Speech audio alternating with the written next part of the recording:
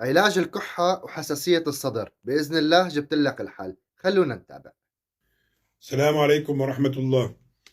وصفة رائعة جدا، ومجربة ونافعة بإذن الله تعالى ركزوا منيح. لعلاج حساسية الصدر يلي هو الربو، وضيق النفس والسعال الشديد. الوصفة عبارة عن 6 مكونات. بنحضر 50 جرام من كل واحد من هذه المكونات: صبغ عربي، عرق سوس، خيار شمبر، نبات اسمه خيار شمبر أو يقال له خروب هندي، موجود عند العطارين، معروف بهذا الاسم.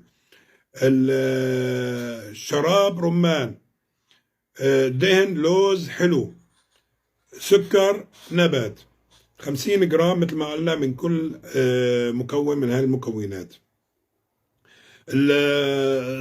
الصمغ العربي والعرق سوس وسكر نبات بنطحنهم طحن ناعم. بالنسبة للخيار الشمبر بنكسره قطع وبننقعه في ماء حار، بنتركه حتى يلين شوي وبعدين نضغط عليه دعك يعني بالإيد حتى نستخرج من داخله مادة بنية غامقة بتشبه الدبس.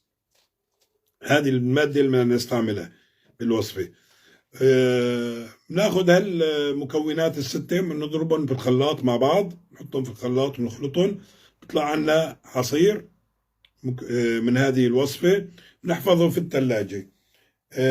بنشرب فنجان، يعني فنجان متوسط، ما هو فنجان كبير ولا انه صغير، فنجان متوسط قبل كل وجبة، قبل الأكل. وإذا بتاكلوا مثلا مرتين باليوم فنجانين، أو اللي بياكل 3 وجبات باليوم 3 فناجين، قبل الأكل تشرب منه فنجان. وبإذن الله تعالى وصفة يعني جدا ممتازة ومجربة. تحياتي لكم ودمتم بخير وسلامتكم. رح أكتب لكم المكونات بأول تعليق. حياكم الله.